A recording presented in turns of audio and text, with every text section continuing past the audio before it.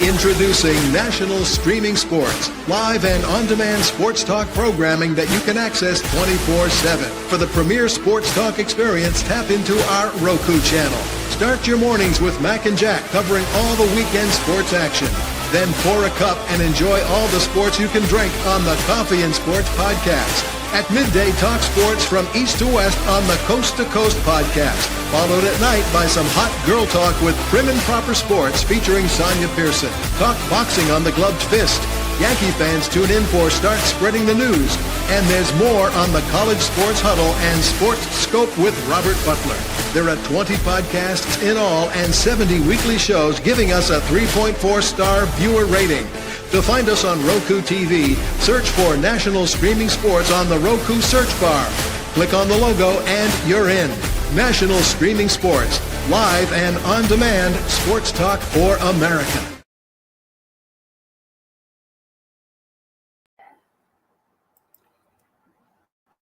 You're watching National Streaming Sports. Over 20 podcasts, 70 shows, and a 3.5-star rating on Roku TV.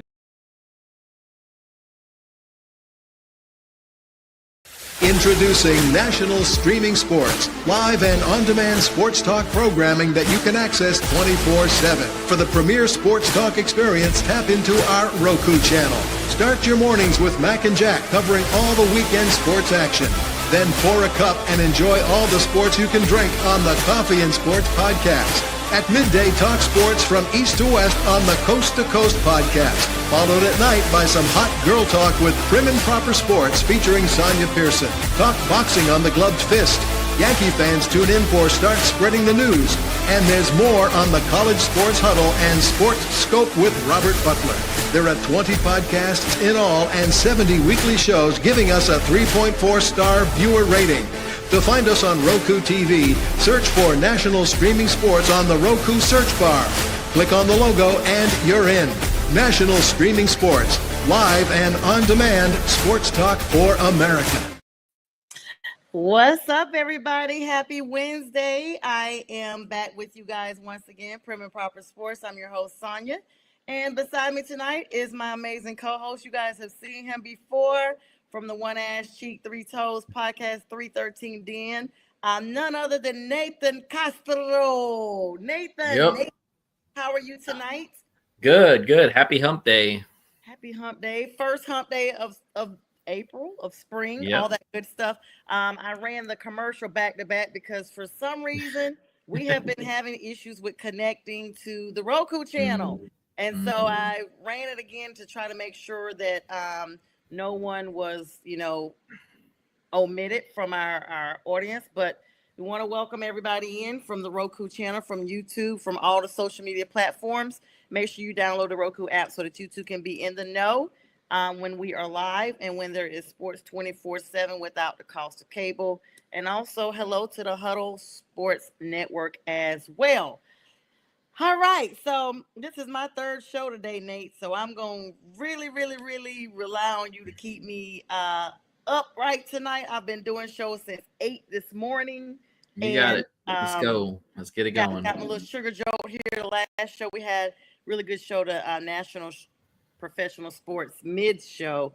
And we talked about everything from Little Debbie snack cakes to everything. But you guys see, I'm representing the Braves right now. They're playing the Dodgers. Yeah, they're up 2-0, by the way. They're up 2-0 on the Dodgers. Hopefully we can break this losing streak. We are 0-6 as opposed to the Dodgers are 7-0 right now. They began their opening season over in Japan, so they're 2 games ahead of everybody else in the league. But they, well, not them, but the 3-0. main story. 3-0 now. 3-0, yay. The main story is the New York Yankees. They absolutely blew out the Brewers 20-9. I never heard of a score that horrific. With these North torpedo bats, Nate. They're not illegal, but Right. and Aaron Judge, who's really using them, is not even using that specific bat, and he's the one that's hitting all the homers. What are your thoughts on that? Well, it's the Yankees first and foremost, and if anybody follows the Yankees, they know that they're called the Bronx Bombers for a reason. They play in a very favorable ballpark where home runs are pretty easy to hit. On top of that, they always have guys that go for at least 20 to 30 plus home runs a year. So that's not too surprising. As far as like the torpedo bats, like it's not illegal. Everybody can use them. I was telling Brian this on his show during the day that I think that this is similar to like football, where earlier in the football season, the offense is always ahead of the defense. You know, the offense always seems to really look good. The defense seems to struggle because they're still adjusting to what the offense is doing. This is the same thing with baseball. Baseball's always been known for their pitching, and that's the best defense. But the thing is, what's up, B? What's up, B? But the thing is, so bad tonight. But the thing is that whatchamacallit is that the offense is ahead right now of the pitching. And so it'll even out. You know, I don't think the bats really have anything to do with it. I think a lot of people are making a big deal about it. It's no different than the receivers wearing the sticky gloves, you know, that can make those crazy catches one-handed and all that. Like, there's been questions about, what do these gloves have? Why are they able to catch these balls? It's the same thing. It's nothing. No big deal. I mean, there was a team that used the bats and they couldn't hit anything. Right. You just so it's really the players. Yeah, it's the players. You never know. And good evening to Linda and Mac over there, the producers at Northeast Professional Sports. Thank you so much for this platform. Hope you both are enjoying your evening. And look, Brian is saying, nah, y'all got it. I just want to support. We appreciate you, Strella. So I guess, it's still early in the season. Let's put that out there. It's a long season to go. The season just kicked off 162 games for the whole season. Woo, the only long season. Very long. And speaking of long season, one of the Braves' main players, 80-game suspension for PEDs. And plus they're waiting on Ronald Acuna to come back. And so, just tonight's game is going to say a lot because those two people are still missing. So we have to keep an eye out on the Braves and just see. Doing pretty good so far. It's 3-0, second inning. Let's wish them luck here. All right, let's switch gears. We got a lot to talk about. March Madness. Of course, my Dukies, as everybody's been calling them, are still in it, and I've projected them to win it all. Nate, I know you also are heavy in March Madness. Women's elimination, Duke was eliminated by 4 points to South Carolina State. Good run for the Duke Lady Devils, but of course, no match in the very end for Dawn Staley. So South Carolina, we going to the Final Four.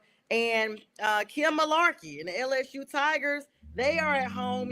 She can go ahead and put all her suits in the cleaners now because she doesn't have to worry about tapping out on that court anytime soon.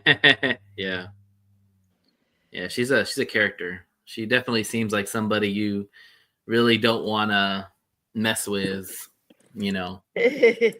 I do think it was unprofessional for her to like go at a student reporter. I mean, just because you lost, you don't have to get all hardcore about it, Yeah, I caught the tail end of that. What happened? And thank you, B. What happened? He just basically asked the question. He's like, "Well, y'all been eliminated or something," and she's like, "Well, I don't remember exactly all the details of it, but basically she kind of demeaned his comment. Basically, all he was asking is like, well, you've lost these many tournaments. What's going on? It's a fair question to ask. Yeah, it is a fair question. But the thing about these reportings that I really wish they wouldn't do is I wish you would give the coach and the players at least a day to take in all that happened, that raw emotion, the emotion of everything, and let them sleep on it, and then talk to them the next day. Yep. Like, I am not a fan of interviewing a coach or a player after a hard-fought season, a hard-fought game, a game that didn't go their way, because you're not going to get the most nice answer. You're not. I mean, it's the human emotion. Like, it's raw emotion. It's raw emotion. Yeah, I always wondered about that. But, it's the same thing with the pressers once the game is over with NBA and NFL. That's what I'm saying. There should be a day moratorium to talk to them because everybody is high emotion. People are pissed. People are sad. People are whatever. Like we as humans need time to recoup after something. Like, you know, when my beloved Lions lost to the Commanders, I didn't want to talk to anybody. Yeah. I didn't want to see anybody. I didn't want to talk to anybody. I didn't want to look at anybody. I've been like I needed longer than a day, but at least a day to just comprehend what the hell happened. And then I would be able to comprehend some kind of thought process or at least some kind of feeling of what I was thinking. Like as humans, it's hard for us to react rationally before emotionally in that moment. And you know, I think that's what she was doing. But I don't know. She's kind of rude too. So she's kind of rigid, very hardcore. Yeah. Maybe that's why she dresses so dainty. But I mean, I've been there when it was the Super Bowl. I tell people I've never watched the whole Super Bowl. The last one the Panthers went to, I have to this day never watched the entire thing. It's still on DVR. I just at the halfway mark, I just stopped watching it. I will say this though. I didn't want to talk to anybody. In fact, I felt crippled. Like I didn't even want to get out of bed. And so I know Panthers fans were, because I mean, you got to think about it. It's kind of like how the Lions were so on top of the whole division, so apart from everybody else in the league as far as their record, that you felt invincible. You felt there's no way I'm going to lose this. And hello to you, Reggie. I see you watching on the Pantherettes page. Good evening. Please share this stream. And so I literally text my supervisor, like, I'm going to either be super late today or I probably won't come in at all. And the only thing she did was text me back, LOL, okay. Because everybody knew it. Like, they knew it. And I think I went to work at like almost 1 o'clock. It was almost lunchtime by the time I got there. Fortunately for me, I wasn't working for anybody. So I was able just to take off that day for myself. But yeah, it's...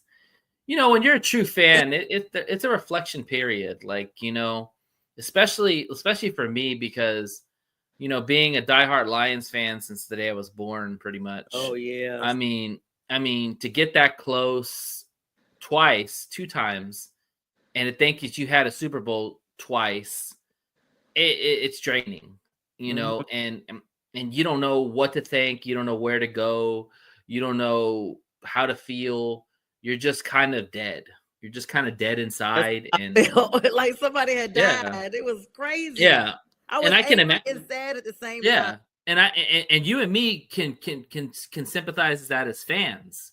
Can you imagine being an athlete and actually playing the game? Yeah. And that being your last game as a senior, or, you know, it's over for you. Like that's a high emotional roller coaster. And like I said, I'm not a fan of interviewing people after a game like that because it's just raw emotion. And it's not fair for them to have to air it out to you in person.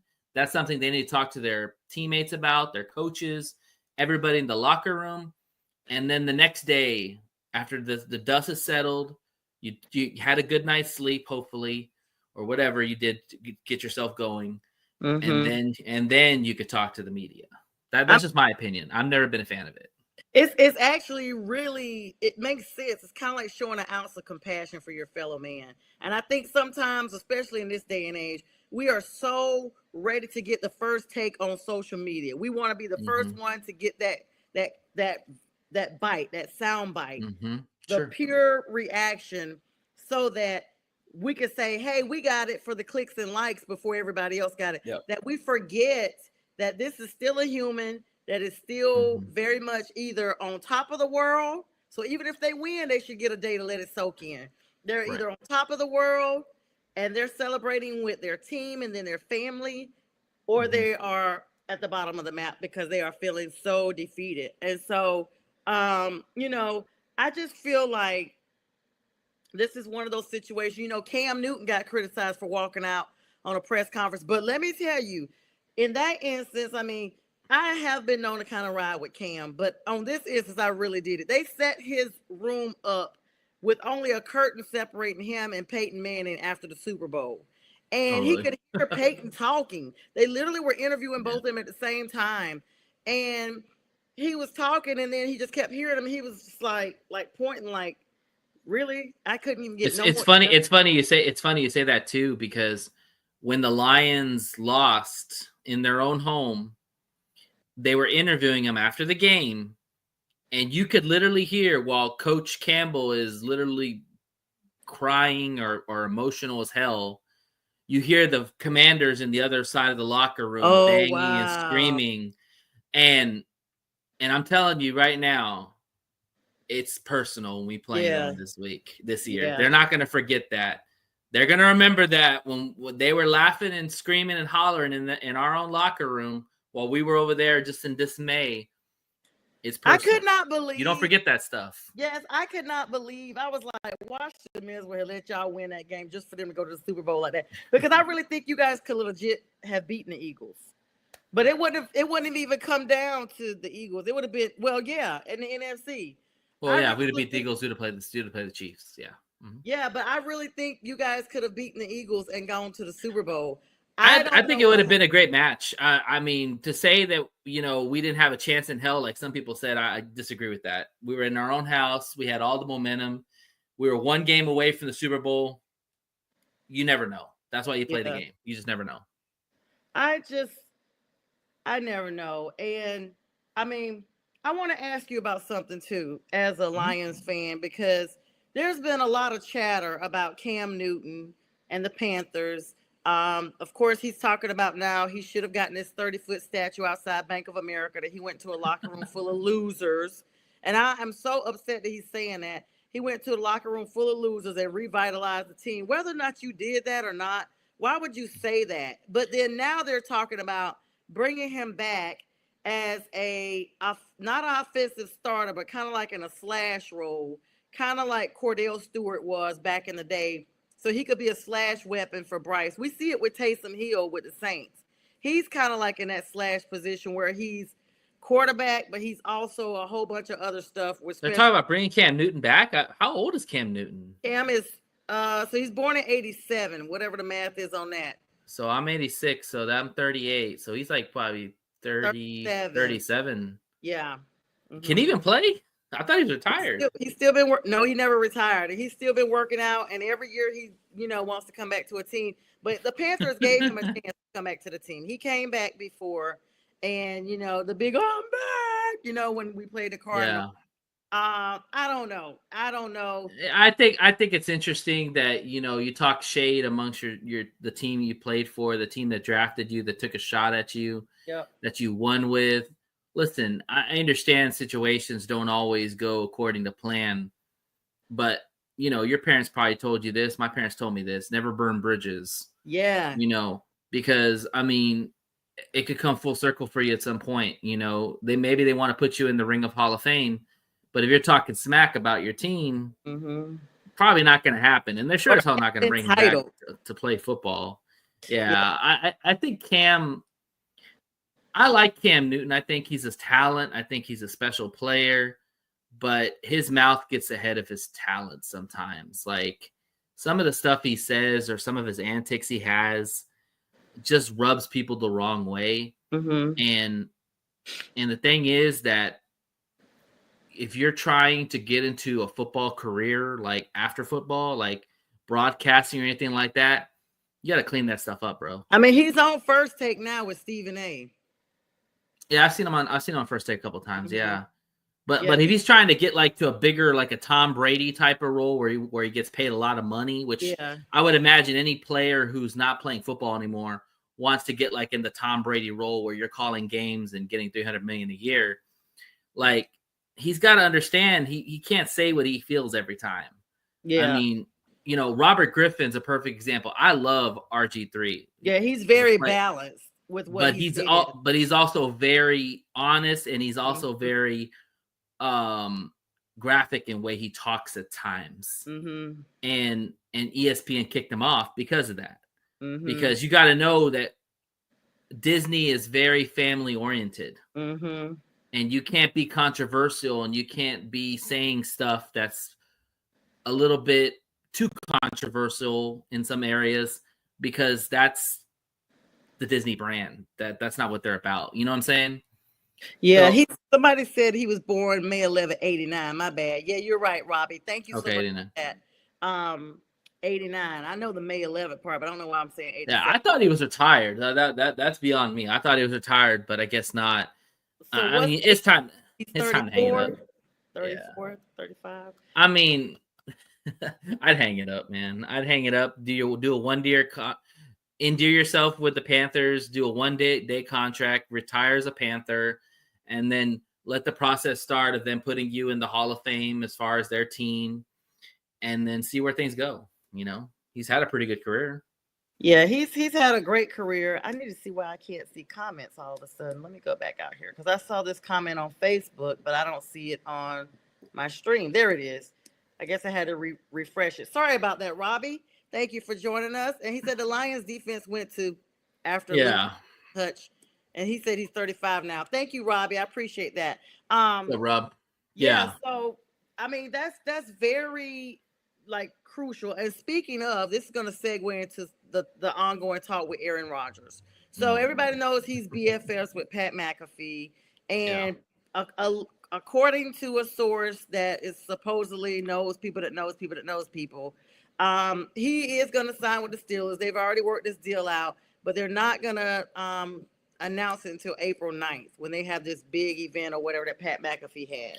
Yeah, he always, him and Pat McAfee are like this. And every time Rodgers makes a decision, he does it on the Pat McAfee show.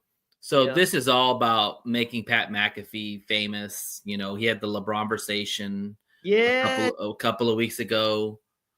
It's a done deal. Like, he's going to play for Pittsburgh, and we'll see. Yeah, I'm just glad he's not coming to Minnesota. Because I did not want to see his sorry ass in our division. I don't think he would have been. Done with seeing people. Oh, Robbie said, excuse his language. Thank you, Robbie. I appreciate that. I'm trying to get monetized. So if we use profanity, sometimes I'll get a flag on my YouTube when I replay this.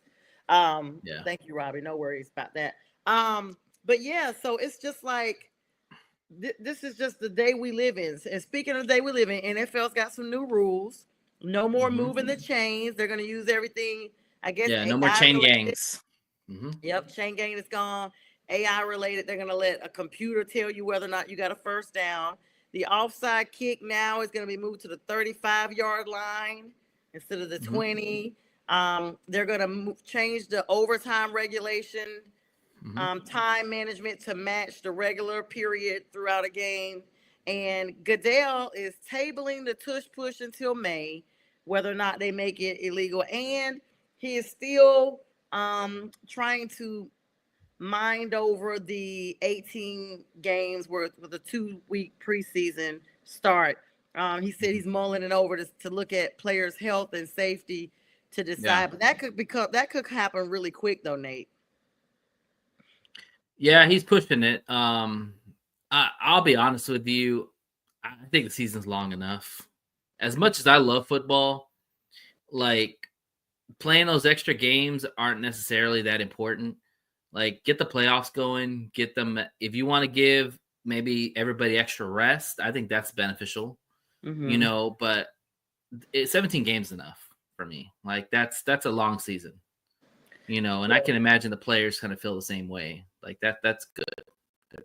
I know it is, but I wish it was longer. I mean, I hate to say that. I know the players are taking a beating. I wish there was a way they could like put their exhibition team out there, like a B squad. So like everybody go out this starting, and then after part of the season, you start bringing in your B squad and getting them some exposure to see what they look like. At least it's a way to carry on and get everybody, an opportunity to play.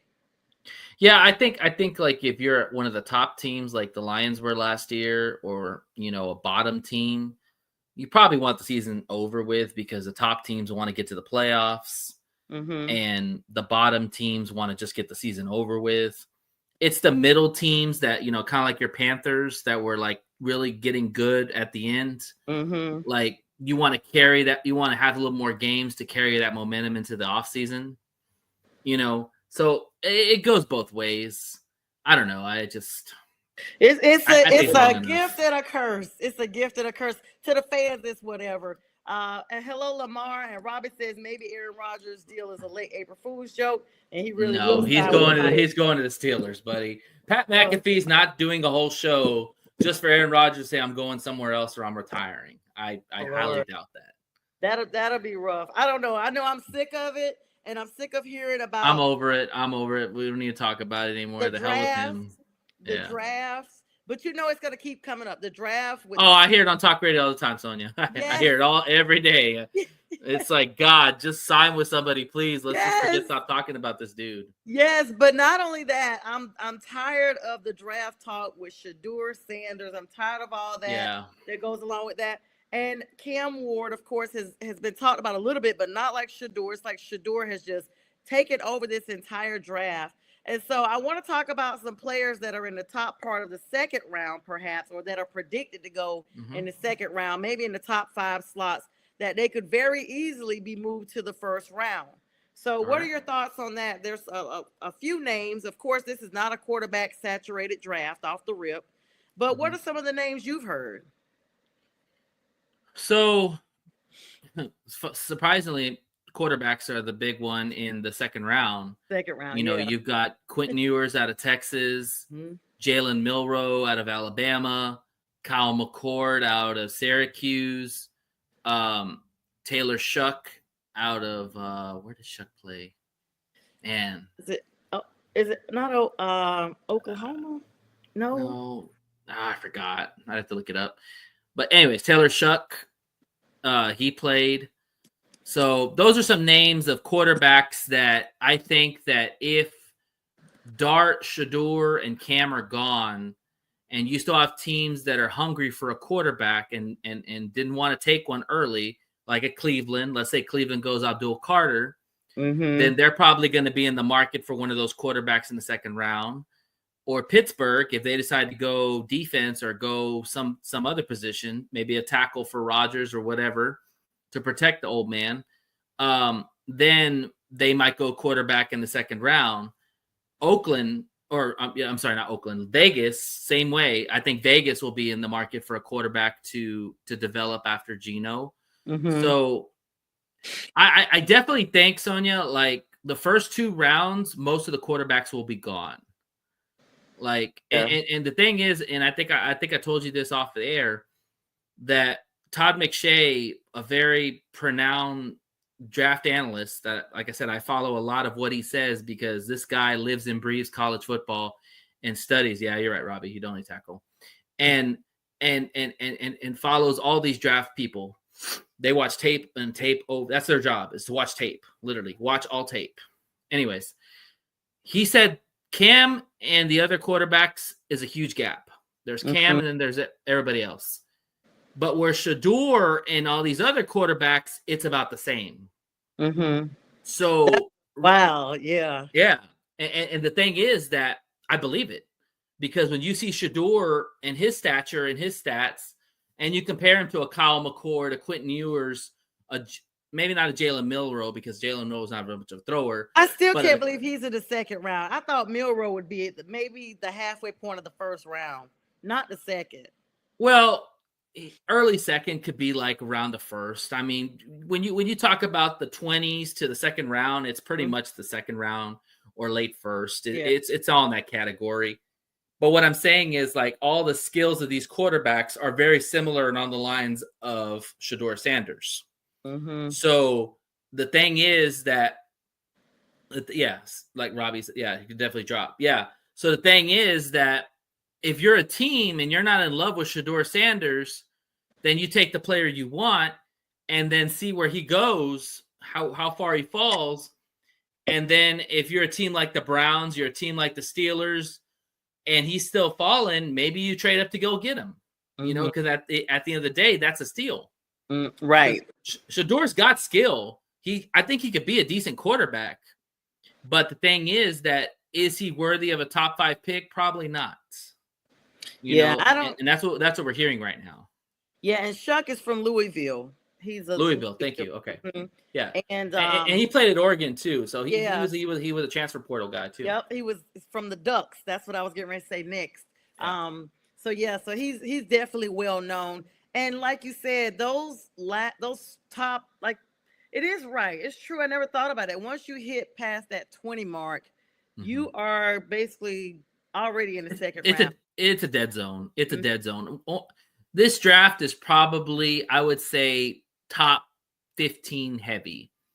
Like you've got maybe one or two stars, really good star players, and then you've got some possible stars to borderline above average players, Mhm. and then there's the rest. Like, so once you get to that 20 pick and bottom, it's really a 50-50 shot. That's so You weird know, because people are saying Shador may drop to 21. So if that's what you're saying is true, that's not even in the top. it's very possible because if you look at the teams that need quarterbacks, if the Giants don't get him, the Browns don't get him, then you have New Orleans. Well, the Jets aren't going to get him. The Mhm. Raiders, I don't think are going to get him. You have the New Orleans who has Carr still. Yeah, but They Carr didn't want to be there. That's true. That's true. And I've said that the Saints could be a possibly option for Sanders. And if not, if it's not the Saints, then he's definitely probably going to the Steelers.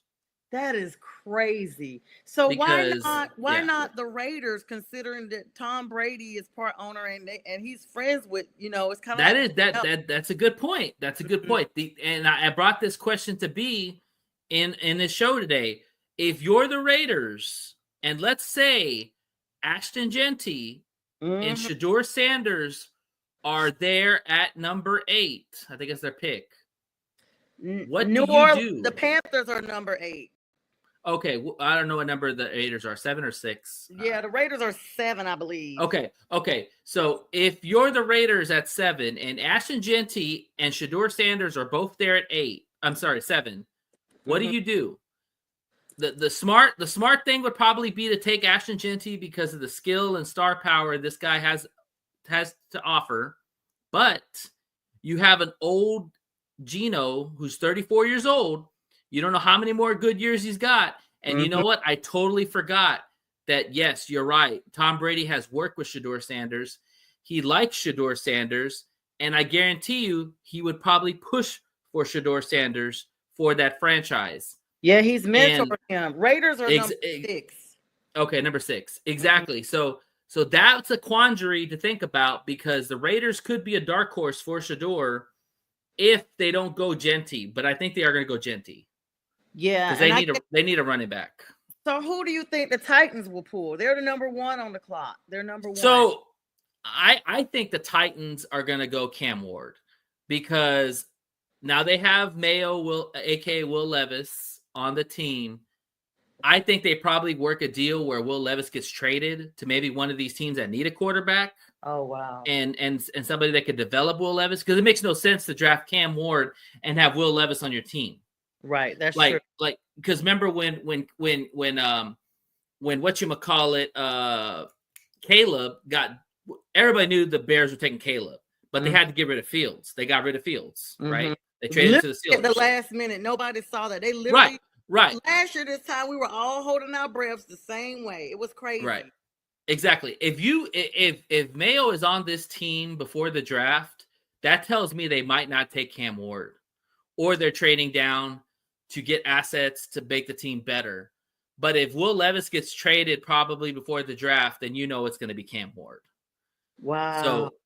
So I think it's Cam Ward, and if it's not Cam Ward, Abdul Carter. Mm-hmm. So the Raiders go. I'm sorry. Go ahead, Nate. No. I'm just saying Abdul Carter is probably their only other option. Mm-hmm.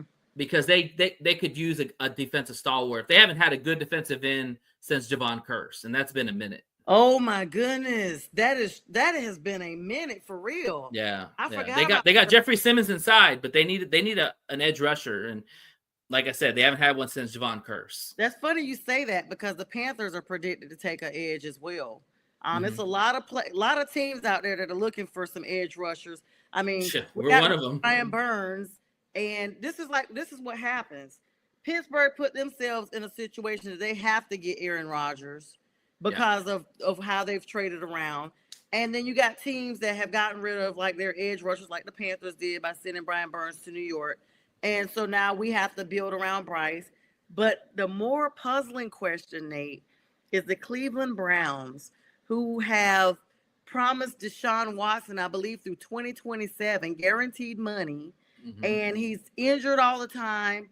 And they have to move on for him. At this point, it's just going to be dead cap because nobody's going to pay them that money. They're not going to get anything. So I ran a scenario on B Show about the Cleveland Browns. Now, we all know the Cleveland Browns are in purgatory hell. Like, they gave Deshaun Watson all that guaranteed money, the most ever, and he literally's done nothing for Cleveland. Like, all he's done is just keep getting in trouble and tearing his ACL and Achilles and all that. So he's done nothing for Cleveland. So the return investment has been nothing. They could actually wipe themselves clean of this, and I'll tell you how. So if Titans say to themselves, you know what, guys, I like Cam Ward, but we like Will Levis enough to keep him for another year. That would be his third year. And let's go ahead and draft Abdul Carter at 1. Okay. So we make ourselves a better team adding him. And we hope that Levis can develop in year 3. You don't think Cleveland would turn that card in a heartbeat, taking Cam Ward at 2? Yeah, they definitely would. That's a win. Who the hell cares if they got Deshaun Watson? You got Cam Ward on a rookie deal, and you didn't even think he was going to be there at 2. Yeah, that's a win. And you get him at 2, and you got your franchise quarterback, and then you can either go get Kirk Cousins or whoever else to run the quarterback situation for the year. And then when you feel like Cam's ready, you put Cam in there, and you got your franchise quarterback for the next 10 years, possibly. That's an interesting take, because I forgot to bring up Kirk Cousins went to the Falcons a couple of weeks ago, went to Arthur Blank. Of course, he's now been officially benched after they've paid him all this money. And he's like, okay, I'm requesting a meeting with Arthur Blank. So he requests this meeting with Arthur Blank down here in Atlanta. He goes to him, he said, listen, you guys didn't draft me to be number 2. I want to be traded. I want to go elsewhere where I can be a starter. Arthur Blank is like, nope, you're just going to sit. Yeah, they don't have to do anything. They paid him. They paid him already. They don't have to do anything. So Kirk takes it upon himself to go up to Ohio this past week. That he was putting pictures out on social media. He was at Chipotle. Everywhere he was, they were hashtagging Browns. Like, he was at Chipotle. He was at another restaurant with the crew of people that worked there and everything. And so he's like marketing himself because he knows that the Browns have to have a quarterback. This is the year they have to have a quarterback. And that Kirk Cousins would make the absolute most sense. Robbie. And not only that, but Stefanski coached him. The coach for the Browns coached him in Minnesota. Yeah, in Minnesota. That's the part I forgot to talk about. He was the offensive coordinator when Kirk Cousins played with the Vikings. Stefanski was the coordinator of the Vikings there. So they have a history. And, additionally, what's weird is the same scenario kind of played out with Pittsburgh, because Arthur Smith, who was the former coach of the Falcons, was up there now as offensive coordinator. He never wanted to take Justin Fields when he was in Atlanta, but then he kind of ended up having him there anyway. So it's crazy how things come full circle sometimes in the NFL, Yes, and Robbie says if Carter ain't on the board, Cleveland will take Travis Hunter. So I don't know. I disagree with that. They don't have a quarterback. Here's the thing. Cam Ward is considered amongst most people out there as the best quarterback in this draft. And Cleveland doesn't have a quarterback right now. Like, you could say Kenny Pickett is there, but he's not really somebody that you're going to jump. The fan base ain't going to get excited behind him. He's a bit. He's a warm uniform. Yeah. That's it. Your best quarterback just tore his Achilles. Like, I'm sorry. So, I mean, you don't have a quarterback. So you're going to tell me that if Cleveland has a chance to get a franchise quarterback after the Titans decided to go a different route, they're going to miss on him? No, they're not. Yeah, They'll pick him up in a heartbeat. They'll turn that card in quicker than the Lions turned in for Aiden Hutchinson. mm-hmm. You can book that. If Cleveland decides to go away from Cam Ward, I'm done. I'm done defending them. I mean, because they need a quarterback, and here's one that falls right into your lap. Yeah, but the Giants are number 3. They're right behind them. And even though the Giants, signed the Giants would take him. I'll tell you that. They would take him. They will take him. But they have been still amongst the talk for Shador. They're saying, and this is what gets me now. Giants, if you just got Russell, now you want Shador. You got to do something with DeVito. I guess you send him to the practice squad. Like, they can move off DeVito. I mean, that's not a big deal. And Jameis Winston. They're in a position. Okay, yeah, Jameis. I don't know why I said Russell Wilson. Well, they got Russell Wilson too. Yeah. Okay. So yeah, they did. That's why I was like, wait a minute. I did you've got 2 former major names, like big league veterans in the league. You signed 2 veterans. You got one that's already been there, and then you're talking about getting a draft. But the thing is, Dayball and them have to win this season, and they are not going to win. I don't care if they sign one of the apostles. They are not winning this season. Okay. No. They can sign everybody they want. That is just a train wreck waiting to occur. They are akin to the same thing Dallas did by promoting their offensive coordinator as head coach. I call him shopping center, because I'm like, you clearly didn't shop around for a real coach. And so you're just repeating what's already happened. Well, nobody wants that job. Let's be real. That's a dumpster fire happening right now. Jerry's off the deep end. Yeah. Robbie says Browns have nothing to lose. This quarterback class is weak. Stefanski already said he's comfortable with Pickett starting. That's smoke.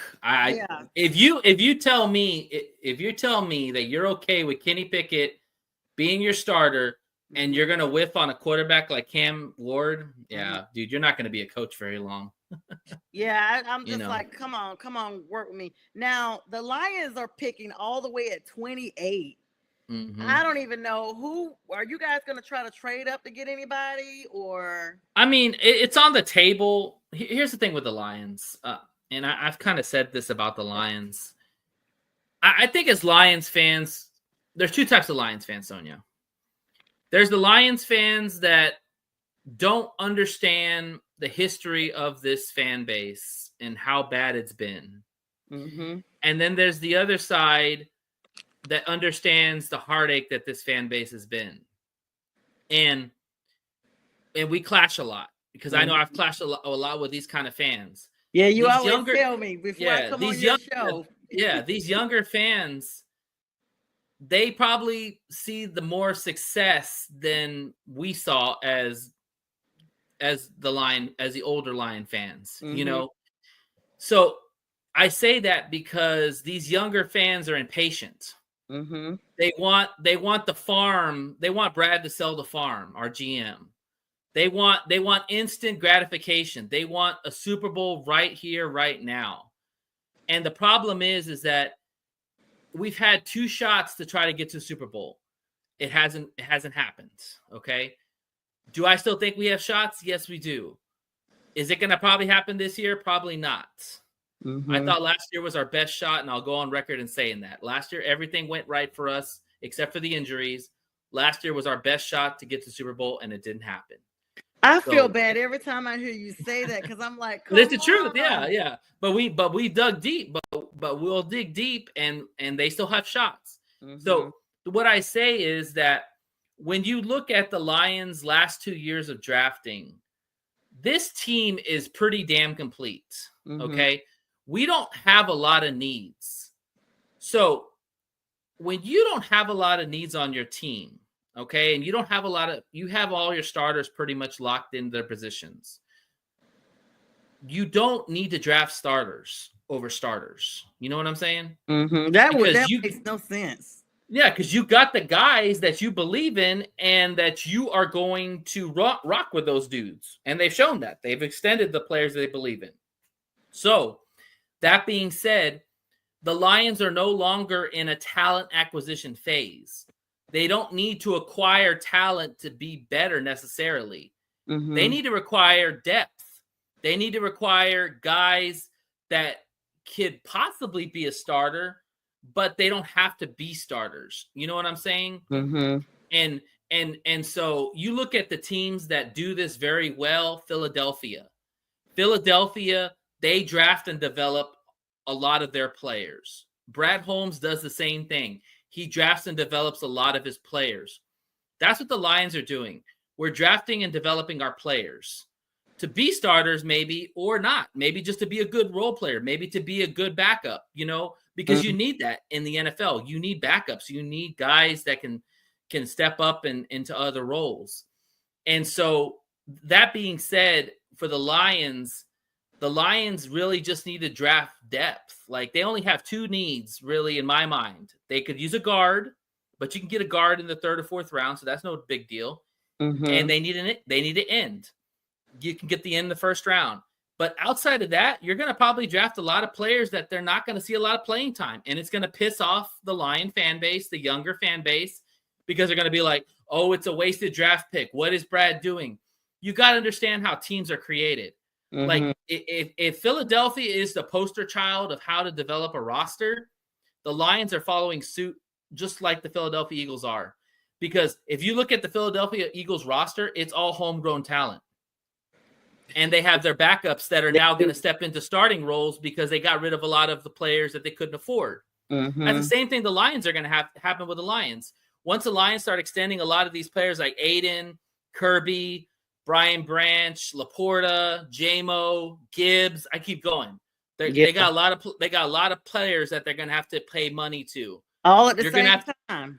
Well, not all at the same time, but seems in the like next they all 3 to feel 4 like years. Yeah, 3 to 4 years. But the thing is that you're going to have to draft and develop those backups in case you don't sign everybody and you have to let some of those go. Like Philadelphia did. Philadelphia let a lot of their defense go because they either couldn't afford them or they got older and they have their backups that didn't really get a lot of playing time that now can take a bigger role. You know what I'm saying? Well, once a team goes to the Super Bowl anyway, everybody wants to be paid more.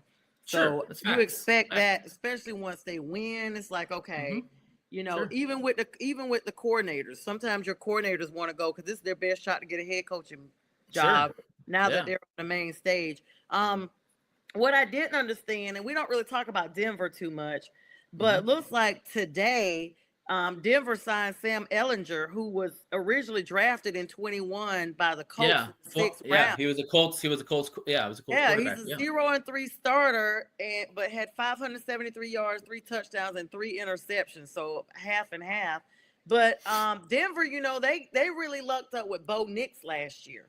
Bo Nix came out explosive. I had him on my fantasy, and he was getting me like 60 points a couple times, and I wasn't even that sold on him. I mean, does Denver? I mean, I don't know. For some reason, I thought that the deadline had passed for signing players. I don't ever know the.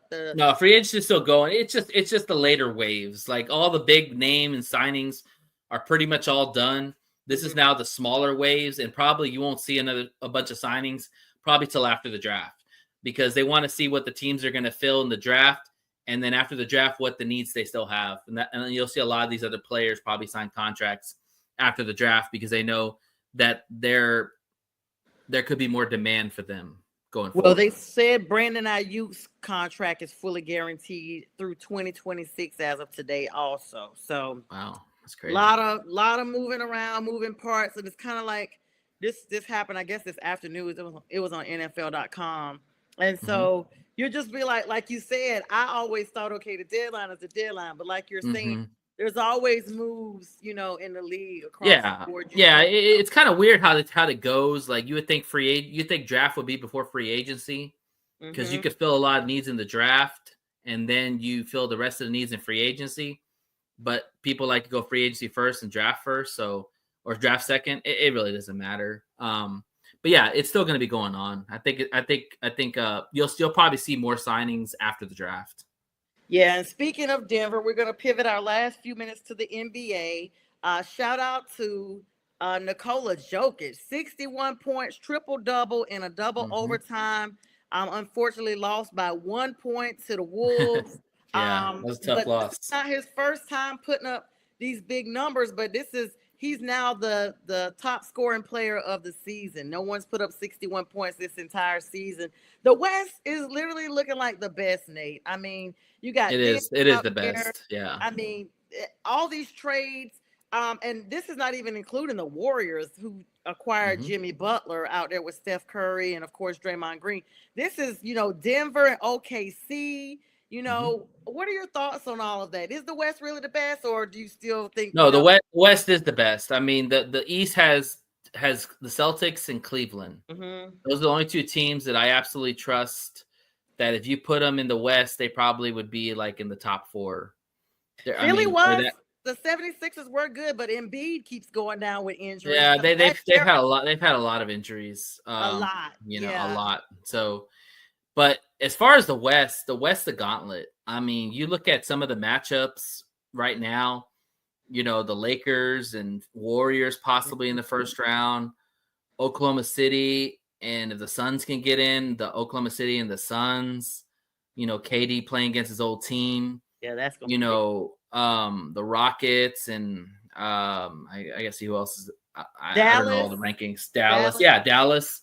So I mean in Denver, it's going to be tough. It's really going to be tough. I would say that Oklahoma City is probably the favorite to come out of the West, but the Lakers and Denver are going to make it tough.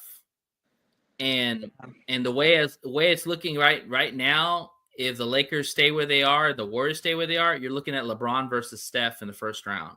That's going to be fun. Yeah, that's going to be fun. I mean, and Luka too. I'm sorry. Luka and LeBron versus Steph and Jimmy. They're trying to reinvigorate the Lakers to being, it almost reminds me of the Shaq Kobe days a little bit, or even further back, Magic Johnson, it's like they're trying to reinvigorate these Lakers.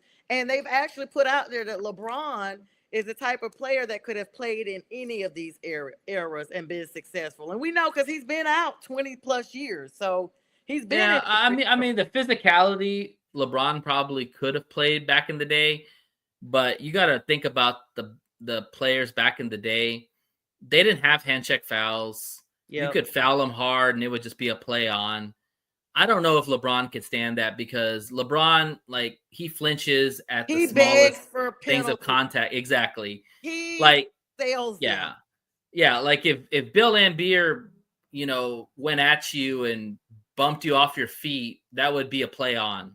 LeBron would be crying on the floor. Yes. So the Bad Boys would have. I disagree. Yeah. I was a huge Detroit Bad Boys fan, huge fan for a while. When you guys had the Fab Five and all that, I literally loved them. So you're right. Bill Laimbeer would have got him ate up with that elbow. Yeah, it was a very physical era of basketball. Now you can argue that the NBA is more soft. Yeah, and it feels like every sport is because they're so aware of injuries. But like I like to say, I don't mean to sound insensitive, but it's like you assume the risk just like you do with any other job. Like I gave the illustration on the show earlier, the National Network mid show. If you are a window cleaner for a skyscraper, then you are, when you get on that job, you've already basically assumed the risk that if I fall, you could fall off and die. Then, this is just a risk of the job. And I don't want to, but that's literally the thing. When you're signing up as an NFL player, as an NBA player, you are being paid millions of dollars to have the best health care, to try to offset some of these bangings that your body's going to take on, some of these injuries, and even just the wear and tear. Like even if you never get injured and you are somehow able to skate through all of your career, your joints and everything, you're going to age twice as fast as everybody else, no matter how physically active you are. Running on the hard concrete all the time, the overreaching for balls, all of that. So it's up to you to put things in place, your money or what have you, so that you continue the best care that you need to have longevity for your life. And I think you brought up a great point too. It's also knowing the assignment and knowing what the job's about. And a perfect example is look at Jordan. Jordan played in those eras. And there was things called the Jordan rules. Yep. You know, the Pistons pretty much created the Jordan rules because they would rough him up. Yep. They would knock him on his butt. They would hand check him. They would And his elbow nose him. bleeding. Yeah. They would do whatever they can to stop that man. Even though they couldn't stop him, they tried their hardest. Yep. I don't know if LeBron could have took that beating because LeBron is not he's more of a finesse player. Mm-hmm. He's not as physical as somebody like Jordan was. Jordan would get up in you. LeBron's not that type of player. LeBron will get to a point and then walk away. Jordan would get up in your grill. Like if you watch the First Dance or the Last Dance, I did. I mean, it was hilarious when people would talk mess about him, and he'd watch it on his little tablet, and he'd just laugh. He's like, "Yeah," and I dropped 55 on his ass. Yes, and like he didn't care.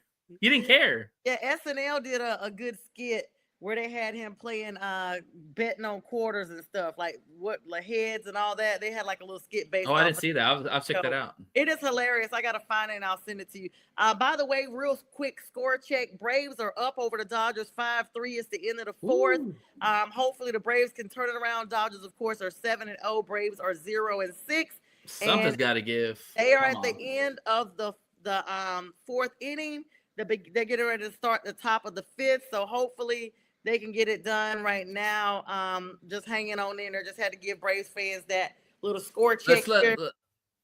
We didn't talk about your Dukes as much, so let's talk real quick about your Dukes. We're gonna talk about it right now. So Dennis Rodman would make LeBron retire early. Yeah, he would. So yeah. Duke is in the Final Four. They are, in my projection, going to win it all. Nate, because I'm already biased, I want to know, because did you do a bracket, Nate? I didn't do a bracket, but I had Duke and Florida in my final. I'm actually changing. I had Florida winning it all, but after watching Duke play, Duke is going to win this championship. I'd be shocked if it doesn't happen. They are so talented, Sonia. They have probably 4 first-round draft picks in this NBA. Now, I do have a question for you, because I brought this point up in B show. I bet I know what it is, but I'm listening. Yeah. Okay. So if Cooper Flag stays in Duke. I knew it. I knew that was the question. Everybody else stays at Duke, and you guys are getting Carlos Boozer's son next year, the Gatorade Player of the Year. Can y'all not win 2 or 3 championships in a row? Is this a better team than the Florida team was? Yeah, definitely. And it could be a dynasty, actually, to run it back to back to back. But this is the thing with hypotheses. Cooper is not going to stay another year because he's already had that close call with this ankle injury. They thought he rolled his ankle, or they actually thought it was broken. And what he doesn't want to do is, now he's being considered the number 1 draft prospect. You don't want to stay, even though he did just get this $40 million NIL deal. You don't want to stay. If the NBA can play him more, I'll say that. If the NBA can beat this NIL deal, you don't want to stay in college and perhaps, like you just said, this kid is coming in, Gatorade Player of the Year. He may be better than Cooper, and now your draft stock has dropped because the person you brought in. Okay, real quick. What if he doesn't come? What if they don't win it all? Does he come back, or does he go still to the NBA? He's gone. If they don't win it, he's definitely gone. Yeah, he's gone either way. What about the other guys? Knipple. They're gonna probably. Proctor's gone. I feel like the only person that would probably leave is Cooper. I feel like if they get so close to it, especially if it's a close game, I feel like they will stay and Cooper will leave. You think Malek's gonna stay, the 7'2" center? Shoot, man, he's got a lot of potential.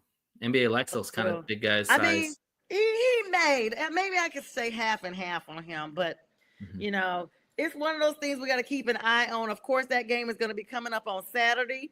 We'll be talking about that on Friday night with the fellas. Nate, if you're free, you're more than welcome to join us to continue that talk. We've got to wrap it up here. Nate, always a pleasure having you on tonight. Thank you, everybody. Yeah, enjoyed it. Thank you. Yes, always. And this will re-air at 2 a.m. And I see you, Melvin. You're late, but we see you, and we catch us on the replay, brother. You guys take care and good night. This is a presentation of National Streaming Sports. Over 20 podcasters, 70 weekly shows, and a 3.4-star rating on Roku TV.